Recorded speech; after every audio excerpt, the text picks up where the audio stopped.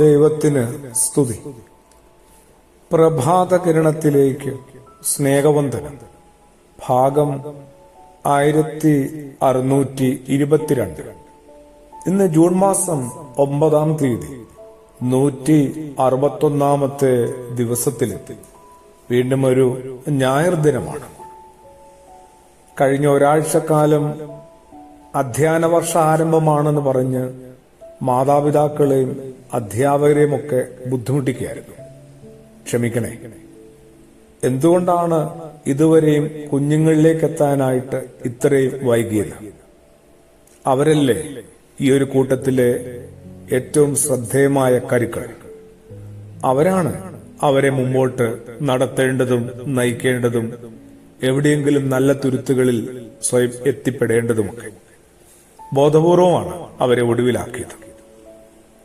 എങ്ങും എത്താതെ പോകുന്നതിന്റെ, വേഗം വാടിപ്പോയതിന്റെ ഒക്കെ കാര്യകാരണം വിശകലനം ചെയ്ത് അപ്പനമ്മമാരെയും അതുപോലെ അധ്യാപകരെയും ഒക്കെ ആവശ്യത്തിലധികം കുറ്റപ്പെടുത്തുന്ന ഭൂമിയിലെ മുഴുവൻ മക്കളും ഓർക്കുക.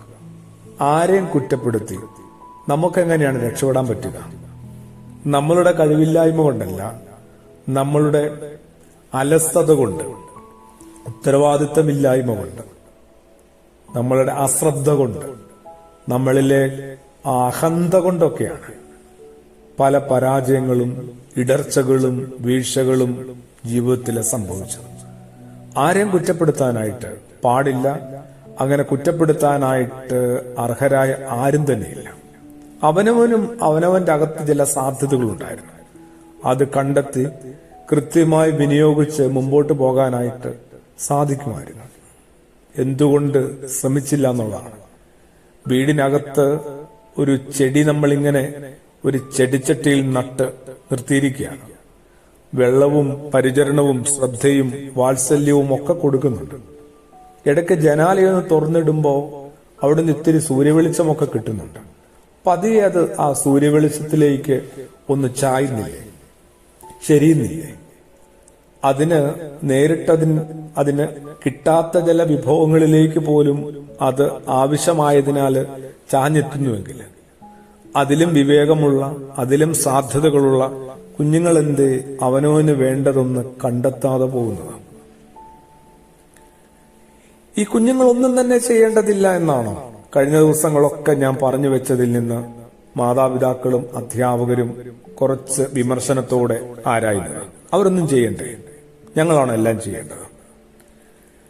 അങ്ങനെയാണ് കാര്യങ്ങൾ ഈ വിധത്തിൽ ഇപ്പോൾ വ്യാഖ്യാനിക്കുന്നത്.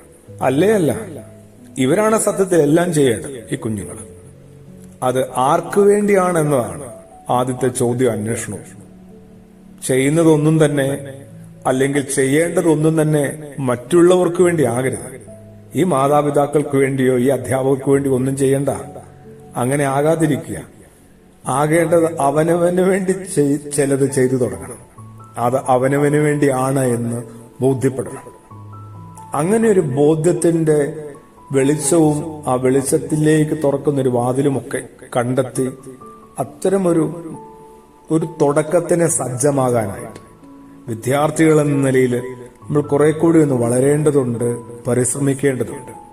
പ്രാർത്ഥനയോടുകൂടി. ആമേൻ.